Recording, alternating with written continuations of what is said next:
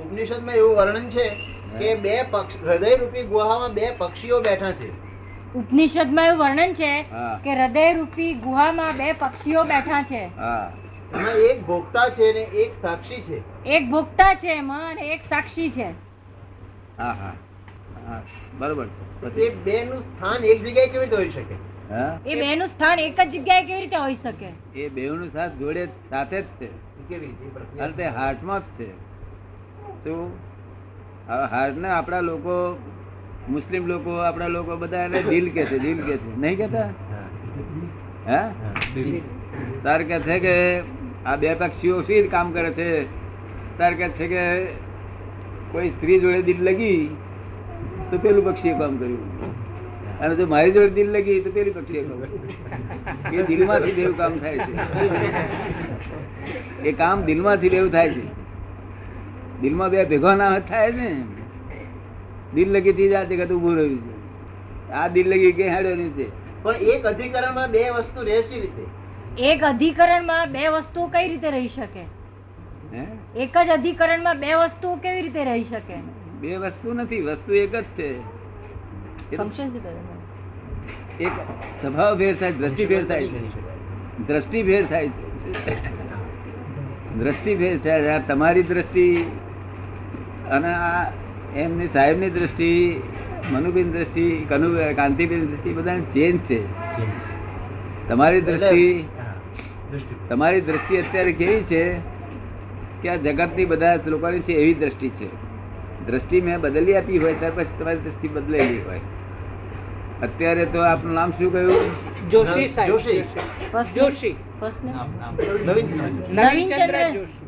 નવીનચંદ્ર જોશી. નવીનચંદ્ર.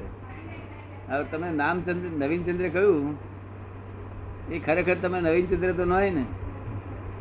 નવીનચંદ્ર શું છે? તમારું ઓળખવાનું સાધન. જો એટલે તમારે ફક્ત ઓળખવાના સાધન જોડે તમારે કશું લેવા દેવા. લોકોને ઓળખવા માટે નવીનચંદ્ર કોક પૂછે કે તમે કોણ છો? નવીનચંદ્ર કેવું? પણ નવીનચંદ્ર ને નામની ગાળો પેળે બોલતા કોઈ તો આપણે એ ટપાલ સ્વીકારવી ના જોઈએ. કારણ કે નામરૂપ ને આપણે લેવા દેવા નથી. પણ તમે સ્વીકારી લેતા હશો કોઈ વખત નહીં? મની ઓર્ડર આવે ત્યારે સ્વીકારીએ. મની ઓર્ડર આવે ત્યારે સ્વીકારી લે છે. મની ઓર્ડર નો વાંધો નથી, મની ઓર્ડર સ્વીકારી લેવાનો નથી. પણ ગાળો દે ને એ સ્વીકારી લેવાનું કઈ કારણ નથી. ગાળો એ પથરા નથી, બરાબર. પથ્થર નથી કે વાગે. બરાબર. જો એટલે નવીનચંદ્ર એ તમારી રોંગ બિલીફ છે. શું છે? Wrong belief. અને પછી એક જ રોંગ બિલીફ છે કે બીજી છે? બીજી ઘણી છે. બીજી ઘણી છે. ના, આ છોકરાનું ફાધર થયું બીજી રોંગ બિલીફ. હા એ તો આ બાઈ નો ધણી થયું બીજી રોંગ બિલીફ. આનો મામા થયું ચોથી રોંગ બિલીફ. આનો ફુવો થયું અને દાદો થયું. કેટલી રોંગ બિલીફો બેઠી છે. હવે રોંગ બિલીફ એ અધોગતિ છે. શું છે? અધોગતિ. હા. અને રોંગ બિલીફ ઉર્ધ્વગતિ એ થઈ શકે, પણ રાઈટ બિલીફ મોક્ષ નું કારણ છે. શું છે? રોંગ બિલીફ સંસાર નું કારણ છે. અને રાઈટ બિલીફ જેને આપણા શાસ્ત્રોમાં સમ્યક દર્શન કહે છે. રાઈટ બિલીફ એ રાઈટ બિલીફ એ સમ્યક દર્શન છે, અને રોંગ બિલીફ એ મિથ્યા દર્શન છે. મિથ્યા દર્શન નથી સંસાર ઉભો રહેશે કે છે. તો હવે રોંગ બિલીફ ફ્રેક્ચર કરી નાખે જ્ઞાની પુરુષ.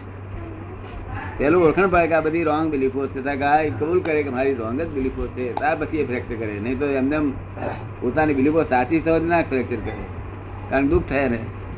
જો દરેક જીવને 5 પ્રકારની રોંગ બિલીફ હોય છે. હું દેહ છું, અન્નમય કોષ, પ્રાણમય કોષ, મનોમય કોષ.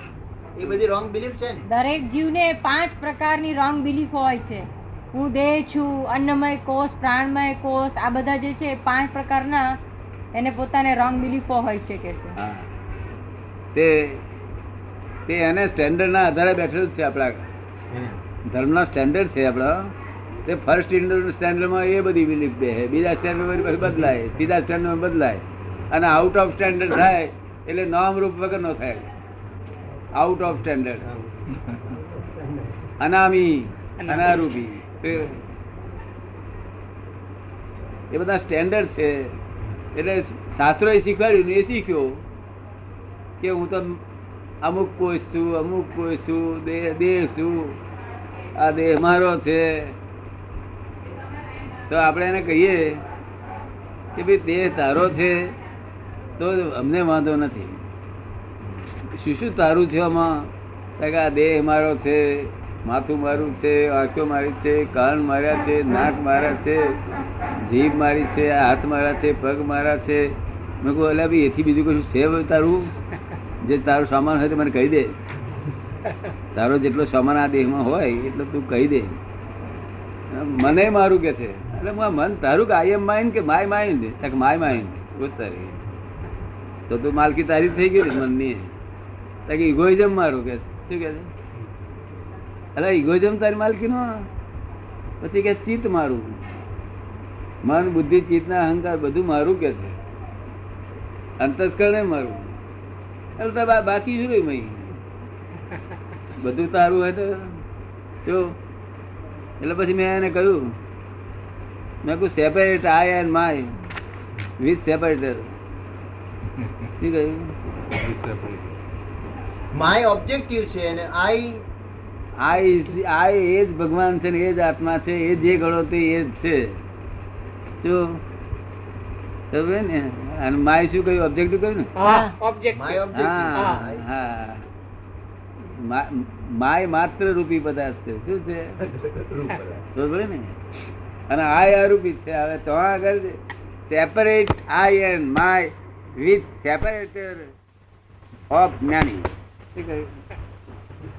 બીજા લોકોનું સેપરેટ નહીં ચાલે. અમારી પાસે સેપરેટર લઈ જવું પડશે. ત્યાં આ એ જ છે, બાકી રહેશે. પછી બીજું કશું બાકી નહીં રહેતું. તારી વસ્તુનો ઓળખ એ વસ્તુઓ બધી રૂપી છે. તું અરૂપી છું. જારી પડ્યો છું ખાલી. વચ્ચે ભ્રાંતિ ઉભી થઈ છે તો. અને સાથી તને રૂપી પર મોહ પડ્યો. કારણ કે જન્મતા જ બધું અજ્ઞાનનું પ્રદાન કરવામાં આવે છે. આવ્યો બાબા બાબો ચંદુ ચંદુ. પેલા હું ચંદુ એ માની લે. અને પછી ઉંમર થાય ને પૈણાવવું પડશે. આવે પૈણાવવું પડશે. પેલા બિચારા એમ થઈ ગયા ચાલુ હરું જશે. આ બધું લોકો અજ્ઞાનનું જ પ્રદાન કરે છે. જયારે જ્ઞાની પુરુષો જ્ઞાનનું પ્રદાન કરે છે ત્યારે ઉડી જાય. અજ્ઞાનનું પ્રદાન થી સંસાર ઉભો રહે છે. પ્રદાન કરે છે કે નહીં? એ જ પ્રદાન કરે છે. આ સંસારનો સ્વભાવ છે. The world is the puzzle itself puzzle થયેલું છે. God has not puzzled this world at all. એટલે રોજ પઝલ જ ઉભા થાય કે નવીન ચંદ્રભાઈ મારું છોકરાના માર્ક મૂક્યા નહીં બગાડ્યું કે છે. એટલે પોતાના પઝલ ઉભો થાય કે મારે શું લેવા દેવા? મને પજત કરે ના કરેલો કઈ લેવા દેવા. એટલે the world is the puzzle itself. મોટા મોટા મેજિસ્ટ્રેટ હોય ને તો 7 વર્ષની સજા મારે અને ઘેર જાય બાઈ સાહેબ ની જોડે મોડું ચડેલું. આપડે ના સમજે પઝલ છે બાજુ પઝલ પેન્ડિંગ તે 2 મહિના સુધી જાય નહીં. પછી વચ્ચે કોઈ વાંધો મેળવી આલ મારા જેવું છોડી નાખો.